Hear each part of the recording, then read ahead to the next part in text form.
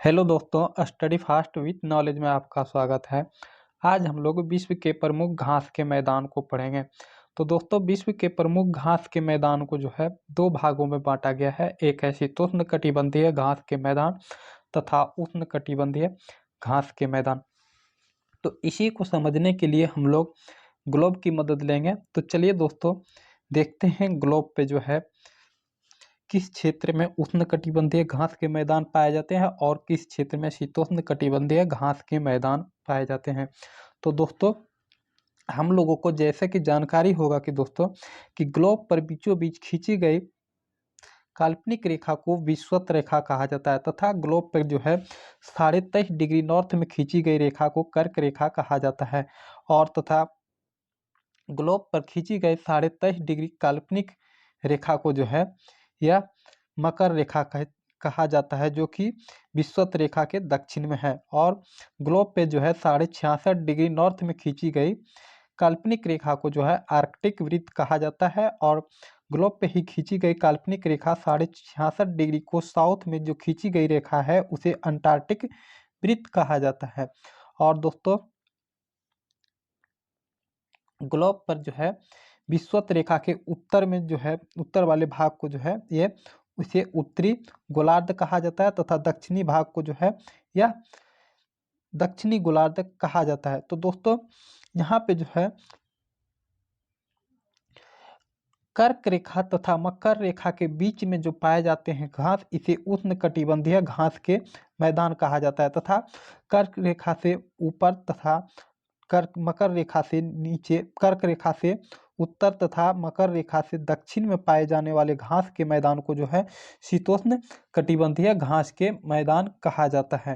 तो चलिए दोस्तों, देखते हैं शीतोष्ण कटिबंधीय घास के मैदान। तो यहाँ पे दोस्तों, यहाँ पे इम्पोर्टेंट फैक्ट दिया गया है कि आर्कटिक तथा अंटार्कटिक क्षेत्र में शीतोष्ण कटिबंधीय या उपोष्ण कटिबंधीय घास के मैदान पाए जाते हैं। तो देखते हैं दोस्तों, शीतोष्ण या उपोष्ण कटिबंधीय घास के मैदान कौन कौन से हैं। तो ये प्रेरी जो है यह शीतोष्ण कटिबंधीय घास के मैदान है, जो कि उत्तरी अमेरिका में पाया जाता है। ठीक है। दूसरा है पंपास, जो कि अर्जेंटीना और उरुग्वे के क्षेत्र में पंपास घास के मैदान पाए जाते हैं। ये भी शीतोष्ण कटिबंधीय घास के मैदान हैं। तीसरा है स्टेपीज, जो कि एशिया और यूरोप में मुख्य रूप से पाया जाता है, जो कि यूरेशिया क्षेत्र में मुख्य रूप से पाए जाते हैं। तीसरा दोस्तों, ये डाउन्स घास के मैदान यह ऑस्ट्रेलिया में पाया जाता है। ठीक है। और वेल्ड वेल्ड जो है यह दक्षिण अफ्रीका में जो है शीतोष्ण कटिबंधीय घास के मैदान पाए जाते हैं। और यहाँ पे दोस्तों नोट में याद रखेंगे कि इन क्षेत्रों में गेहूं, ज्वार, बाजरा, मक्का, कपास का उत्पादन सर्वाधिक मात्रा में होता है। यानी कि जिन क्षेत्रों शीतोष्ण कटिबंधीय क्षेत्र में जो है यह गेहूं, ज्वार, बाजरा, मक्का, कपास का उत्पादन सर्वाधिक मात्रा में होता है। ठीक है। और यहाँ पे अब दूसरा देखते हैं दोस्तों, उष्णकटिबंधीय घास के मैदान। ठीक है। जो कि विषुवत रेखा के आसपास के क्षेत्रों में पाया जाता है। तो स्वाना घास के मैदान यह जो है उष्णकटिबंधीय घास के मैदान है, जो कि पूर्वी अफ्रीका में पाया जाता है। दूसरा है कंपोज, जो कि ब्राजील के क्षेत्रों में पाया जाता है, ब्राजील में पाया जाता है।